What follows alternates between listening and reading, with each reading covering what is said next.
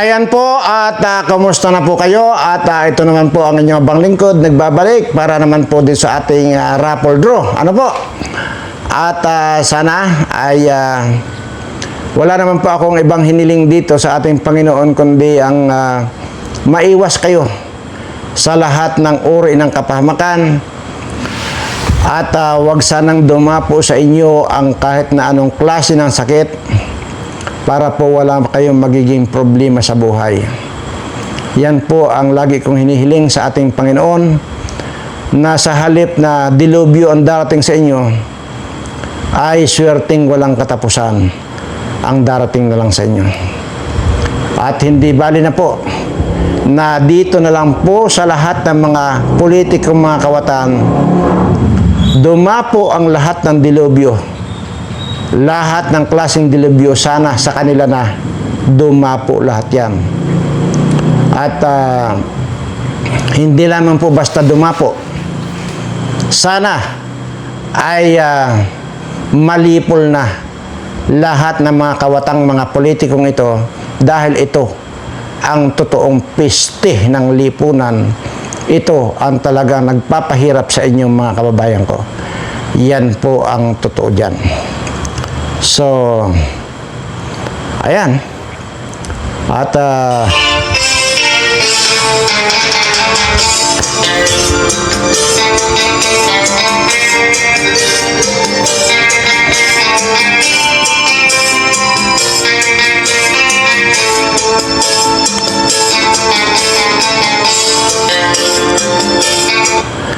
ayan po at ito po ay hindi na po ako nakapagbihis. Pagkatapos ko pong gumawa ng video doon sa Birana Live Store TV ay dumiretso na po ako na gumawa nitong raffle draw natin, pre-raffle draw. Ang inyo lamang pong mapapansin dito ay itong sombrero. Doon po sa Birana Live Store TV, ang sombrero ko po doon ay kulay brown. At dito naman po sa Birana Live Studio TV, sa June Birana Vlogs ay ito nga pong kulay itim. Ayan. Kisa naman po, magbibihis ako para lang dito sa ako na ito ay di tuloy-tuloy na natin. Ganun lamang po yan. Kaya, yun. Kasi, kaya po ako nagpapaliwanag. Kasi nga po yung, di ba sinabi ko na po sa inyo dyan, may nag-comment na, nag-iisa lang daw yung damit ko. At yun. So hindi naman tayo nagkukan doon. Kaya lang kasi binabanggit ko lang po sa inyo na ganun nga. Ay baka nga mabigla ito. Baka mabigla nga ito nag-comment na ito. Kung bukas ganito pa rin ang kulay ng damit na ito pa rin ang kulay ng damit ko. Pero hindi ibig sabihin na ito yun. Okay? Ayan. Baka mabibigla yun eh. Dahil, sandali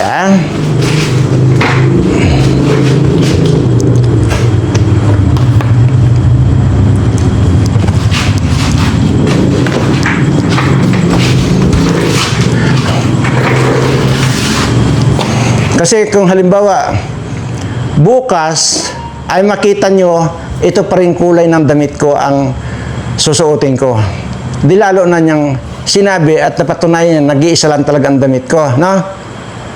At pati ba naman yung damit na sinusuot ko? Bakit hindi nyo punahin yung isang vlogger dyan na malaki ang ilong? At sinasabi ko pa, yung paniktay-niktay pa siya. At sinasabi ko naman dyan, mayroon akong video dyan na naghahamon ako na kahit na sino rito sa buong Pilipinas, magparamihan lang kami ng necktie. Di ba? Yun lang yun. So, kaya ako nagsuot ng t-shirt, ay parang komportable sa akin yung t-shirt. At saka, dati kasi, parang asiwa ako. Kasi sanay nga ako sa barong, sanay ako sa long sleeve. Pero ngayon, sinasanay ko yung sarili ko na naka-t-shirt. O baka bukas, itong nagko-comment na naman na ito na nag-iisa yung damit ko, yun nga, papakita ko lang. Walang pagkakaiba, pareho. Ayan o. Ayan. O, di ba? Design, pareho. Yan o. Parehong kulay. Pareho ang kwelyo. Parehong design. Ayan o. Pareho. Yan. Pati dito, pareho. Yan. Oh, di ba? Kaya ko po lang pinapakita ito dahil nga po pagka bumili po kasi ako, lagi pong yan lagi pong either 5 pare-pareho or 3 pare-pareho, 4 na pare-pareho, ganyan po. Lalo na po kung paborito ko ang kulay, ay pare-pareho po talaga yan. Kaya pati ba naman yung sinusuot ko ay pinupuna pa ninyo. Diba? Para namang napakakwa naman. Kaya hindi ako nasasaktan. Kasi ganito lang yun. Kahit pa magtuwad-tuwad kayo sa kasasabi na nag-iisa lang ang damit ko, wala pong problema sa akin. Wala pong problema sa akin kasi alam ko kung ano yung mayroon ako. Okay? So, hindi ako nasasaktan doon. Kaya lang, itinuturo ko lang sa inyo na hindi dapat ganan ang pag-uugali ninyo kasi napakababaw. Ay, papaano na nga ito? Ipakita ko ebidensya. Na ito, pareho. Ayan o, parehong-pareho ang kwelyo, parehong-pareho yung design o. Yan o, yung design. Yan o. At saka ito, o, pareho. So, paano na yan? Nakakaawa yung mga ganitong tao. At di ko maintindihan. Baka nga pag makita mo ito, napakataas itong nakakamada na ito na mga plastic nalalagyanan ng para sa t-shirt lang. Na pwede pa nga akong maglagay dyan sa divisorya ng ukay-ukay. Mario Joseph naman. Grabe. Anyway, kalimutan na natin yan at talagang ganun yung mga kwan. Ito yung mga nagsasalita na ganyan. Yan yung mga walang mga damit. Yan. Ay, nako. Tao nga naman.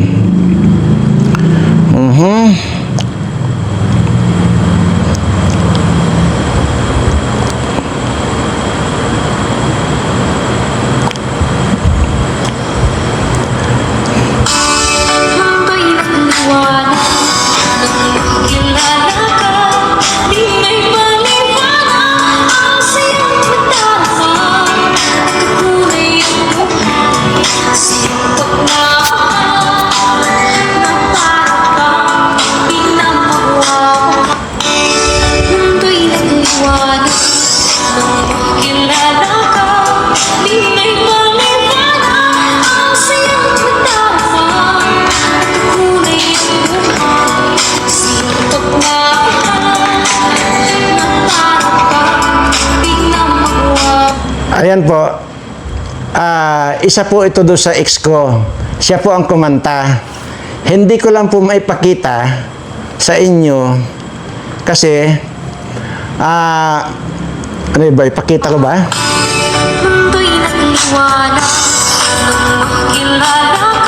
Kasi baka kwan eh.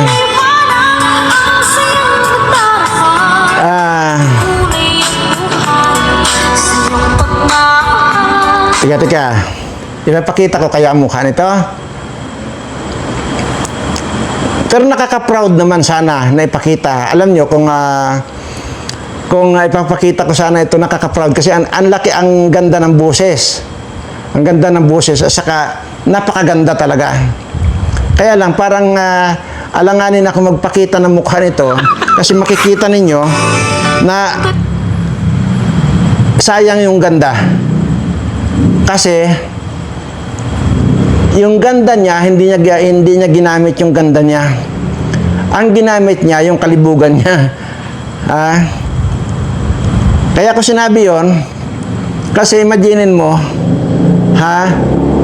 kumuha na rin lang siya ng kapalit ko na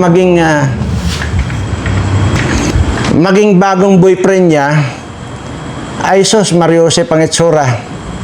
parang galing sa, parang hinukay sa sementeryo. So, doon parang kaya ko lang piniplay kasi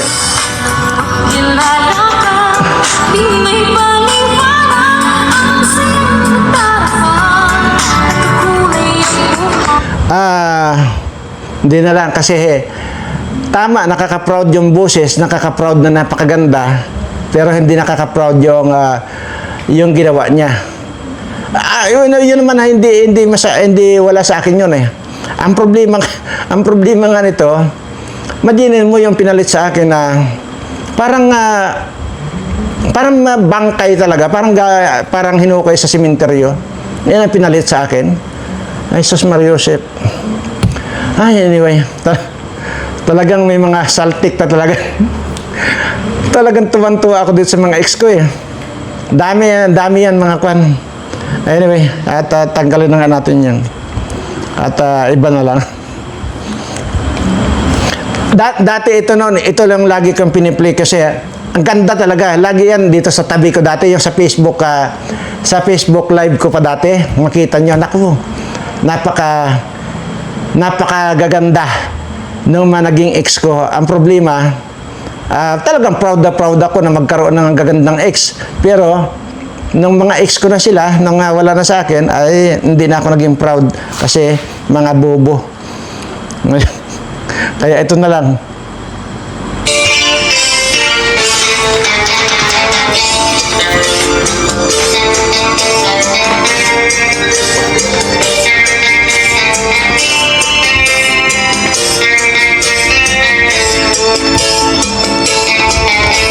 Ayun, may nagsabi po na dyan na lang daw sa Lunita. At magkita-kita tayo dyan. Pero paano tayo mag-isang linggong sayawan dyan? Kasi may nag-comment doon sa sinasabi ko, ano kaya kung mag-sit tayo ng sayawan na isang linggo tayo magsasayawan dyan. May nagsuggest sa Lunita lang daw. Ay paano tayo makapagluto doon kung sa Lunita?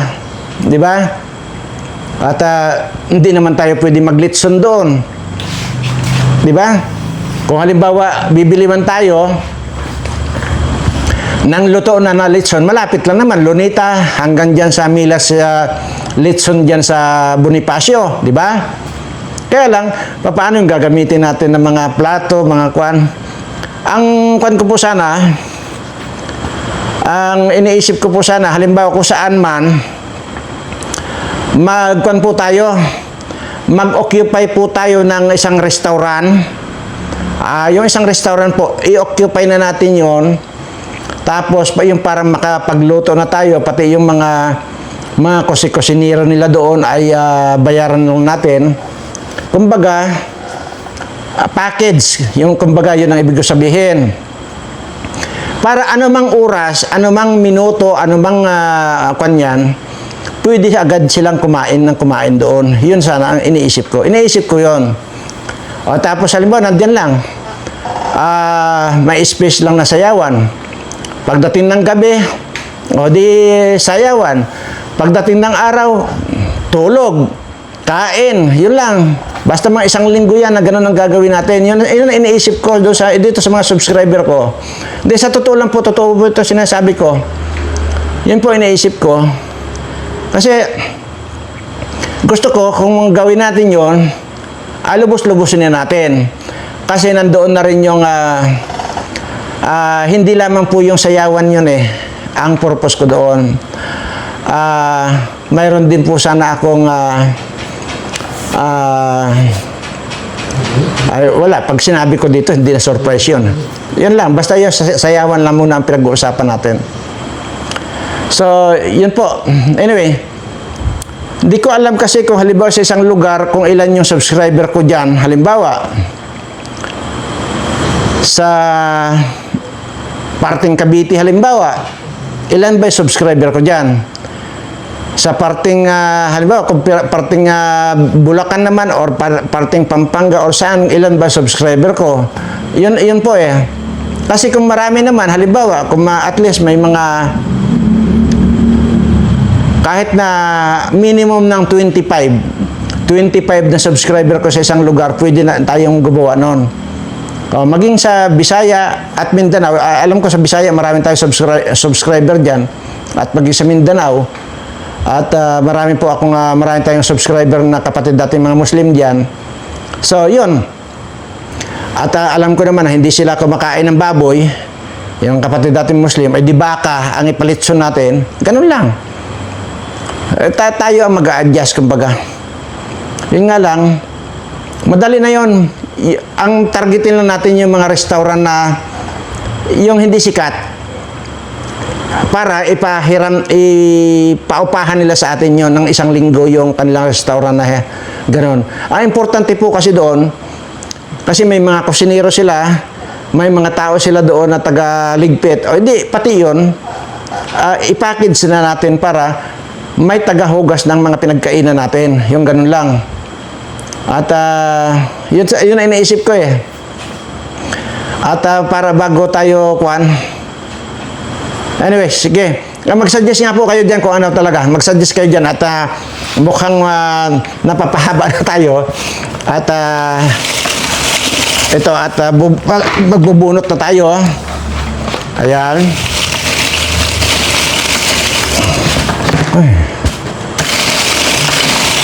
So, basta po, bahala na po kayo mag-suggest dyan. Kasi may nag-suggest na lunita daw. So, sabi ko, parang hindi yata obra. Kasi nga, yun nga, sabi ko nga, walang mga tagaligpit ng mga kinainan natin. Kasi sabi ko nga, isang linggo sana natin gawin yan. Kahit saan lugar po, basta halimbawa mayroon akong 25 na subscriber, tama na yun, okay na yun. Doon sa isang lugar, pwede natin gawin ang ganong sayawan, mag-schedule ng yun ang gawin natin. Kasi, ngayon po kasi, ay gusto ko namang, hindi lamang po, ang gusto ko yung maging masaya ako, kundi gusto ko rin sanang maging masaya din kayo na mga subscriber ko. Dahil para dito ay magkausap-usap tayo at may mga gagawin din ako na para doon sa tatanungin ko naman kayo kung hanggang kailan mo ba gusto mabuhay. Ganun lang yon. So ako na ang yun na naman pala.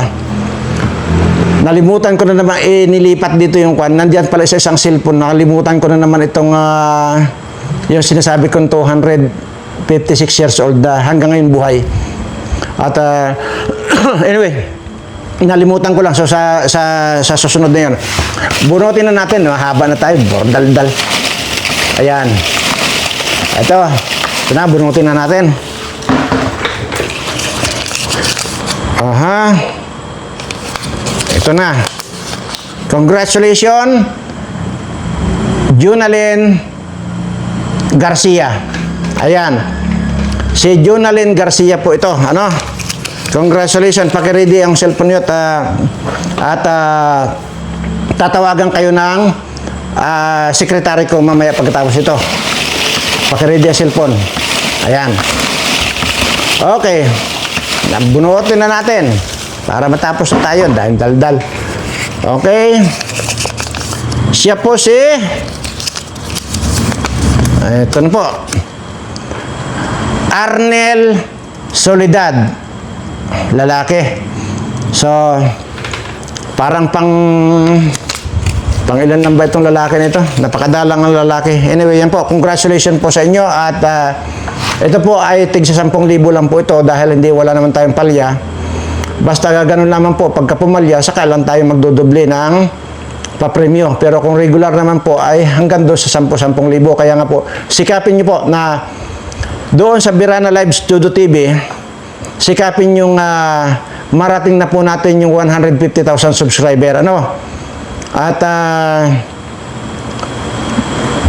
para maibigay ko na po yung raffle na 1.5 million. Papunta lang kayo sa mga kapitbahay nyo. Tawag ito, chika-chikahin ninyo. Tapos i-ready nyo yung cellphone. Subscribe ka dito. Ganun lang. Lalo na yung ang targetin nyo, lalo yung mga pangit. Tapos sabihin nyo, na pagka nag-subscribe sila, gaganda, gugwapo sila. So, swertihin pa sila. Okay. Di ba? Pag hindi nag-subscribe yung mga yan, so yun ang sabihin nyo. Ay, totoo naman talagang gaganda at saka gugwapo. At pagka hindi naggwapo, hindi sila gumwapo, ay sabihin nyo, sinungaling ako. O, di ba? Ganun lang kasimple. Kapag hindi naman nagkatotoo na gumanda sila, ay di itaga nila yan sa itong sinasabi ko dyan sa bunbunan ni Bato kung hindi totoo itong sinasabi ko. Anyway, yan po ay mga kanlang. Mga kwentong tawag dito, para lang pong pampagod vibes. Ayan. Maraming salamat po at mahal na mahal ko po kayong lahat.